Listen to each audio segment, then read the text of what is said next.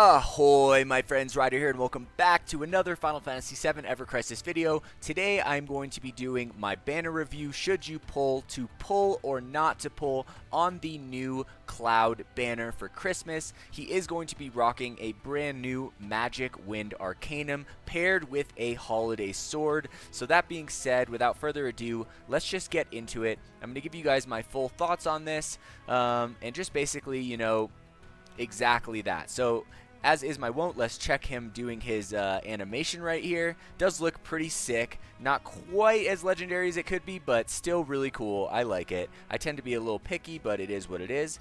Alright, now let's keep going, and I think that's all we need to see here. So let's go in and let's try on the costume. I'm going to hide the UI right here. Alright, actually I want to see the our abilities on this. So here we have Wind Potency 15. Alright, which is going to give us an extra 25% wind ability damage, plus the Arcanum, which is 35%, guys. That's 60% extra wind damage just with this costume. As you guys know, these are the new best thing in Ever Crisis for any elemental DPS character, are these double elemental potency costumes. It's essentially like, between a Mastery and Arcanum paired with an Arcanum. So it's almost a double Arcanum. It's better than a Mastery / Arcanum in one, which is super cool. I think that the last, Magic Wind character that dropped into the game was Aerith, and that was, over a year ago, guys. So this is definitely a jump up from Aerith's garb. So that being said, let's actually go and check out Aerith. She is our previous Magic Wind character, guys. So let's take a look at the actual costume and we'll see how they're different here, and then we'll run back to the banner and we'll check everything out. So here's the costume. Here's Prism Dress. Alright, this one boosts magic attack +5, which gives +10%, and then we have the Arcanum here as well. So definitely a step up with Cloud right here. The magic attack is not really necessary. And then if we go and we actually take a look at the weapon here, right, I do have it right here. Alright, and here is the Prism Rod at OB10, so it has magic attack 643, which I believe is around 50 less than Cloud's, which is a pretty significant difference. Then we have deals 800% magic wind damage against a single enemy. Alright, super cool. Now, if we look at Cloud's, it's already dealing 140% extra damage every single time it's cast.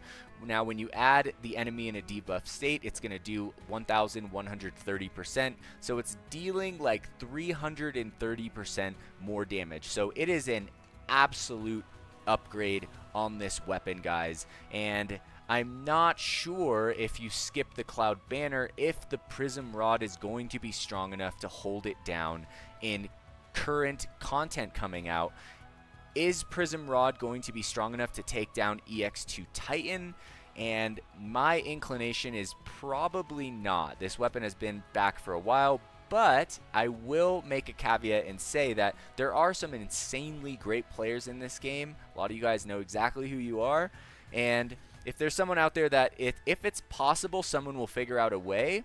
But I think it's at the very least easy enough to say that Cloud's weapon is essentially superior to Aerith's old Prism Rod slash costume in every way, shape, and form. Now, I always take a look at, my little sheet of weapons, and I have, Wind OB10 Prism Rod. So it's not like it's something like, for me, Physical Earth, I have just OB3 Hawkeye and no costume. So it's not something like that where, if you guys don't have any option for Magic Wind, then obviously this banner is going to be something great to go for. We steadily, all players are essentially trying to fill in an Arcanum for every element, and then a Arcanum or access to, an Arcanum for every element for both physical and magical, right? So first shoot for an Arcanum for all your elements, and then you're going to build onto it from there.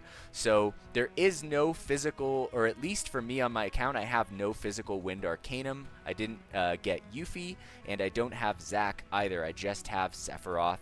So, but that being said, guys, I think that, like, this is going to be a pretty sweet weapon, especially for the fight against Titan, you know. So I think that even if you guys have the Prism Rod, you know, in my case, I'm exactly in that boat where, you know, you have the Prism Rod to fall back on, but, you know, Clouds is definitely going to be a huge improvement on that. It depends on how hard you want to try to play the game to make the Prism Rod work in the new Titan fight, if it even does work in the new Titan fight.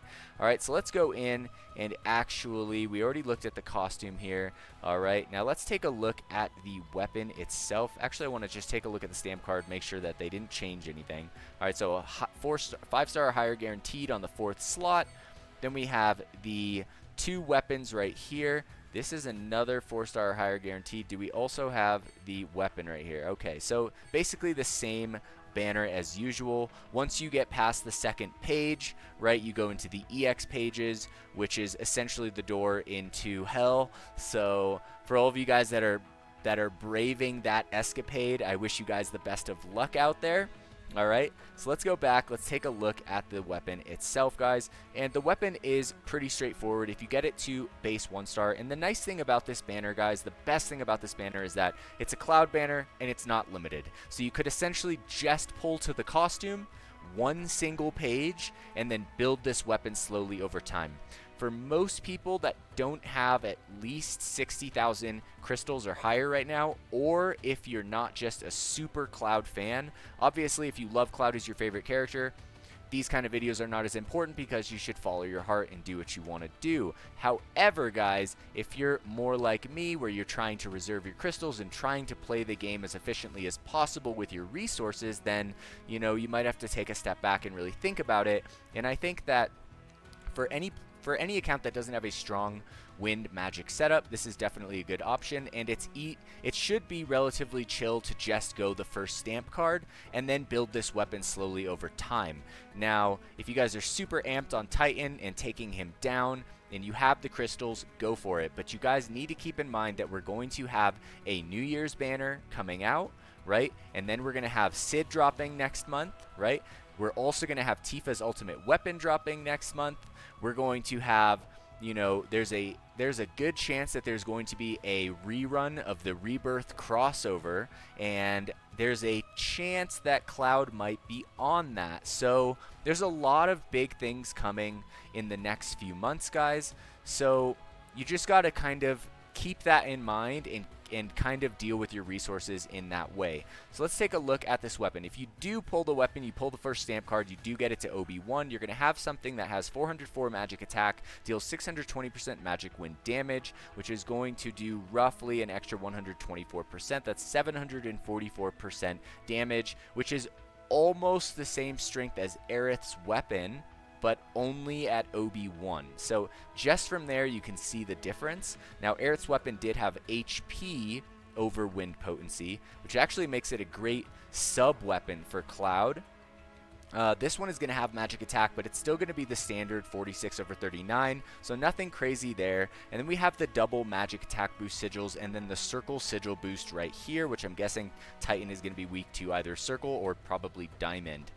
Alright, now if we take this weapon to OB6, you're going to have 635 magic attack, which is I think only 8 points less than the Prism Rod at OB10. I'm pretty sure hers was 643.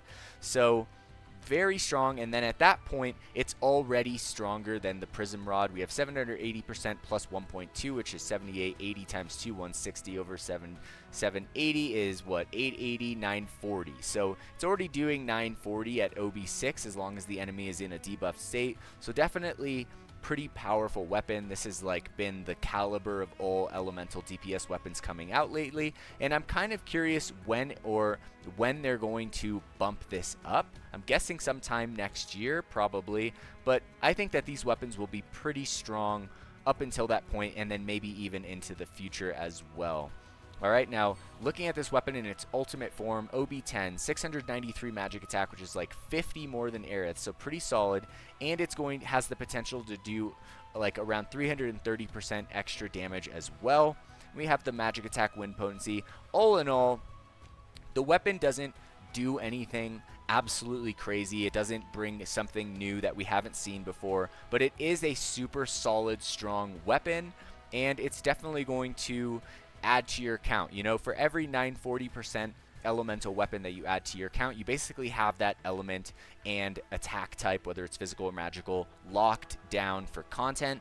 So I'm slowly trying to do that, but I think that next year I'm going to try and fill in weaknesses in my account. So like, for example, I would like to get an all-around costume for Lucia and an all-around costume for Matt at some point in time next year. That way, so that at any point in time I ever need to just randomly use them in a pinch, I have something that is well-rounded in a costume. And then other than that, I'm just trying to basically like piece together the weak parts of my weapon roster. But at the same time, I think that we're going to come across these banners where, you know, we already have another weapon at OB10 in the same attack type, in the same element, and the question is it the right time to jump to that next level? And for me, the deciding factor here is it's Cloud. It looks like we only get one non-limited banner per year for Cloud, and so for me, with him being my favorite character, and with the fact that I have roughly over 80,000 crystals and 30 premium tickets, that I think I can go in on this banner at least through the first and second page, and then evaluate from there just to see what's left just on what is coming in the future, because I really want to pull for Sid as well, and there's a very high chance that unfortunately he will be limited, as most new characters are. So yeah, guys, that being said, that's going to be my overall thoughts on this banner. If you guys decide to skip, more power to you. If you guys decide to pull, I wish you guys the best of luck out there. It is the Christmas banner. It is Cloud's new Wind banner, and it is going to definitely rock against Titan. So that being said, if you guys enjoyed this video today, please don't forget to drop a like, subscribe to the channel for more Final Fantasy VII Ever Crisis content. I will catch you guys on the next one. Peace.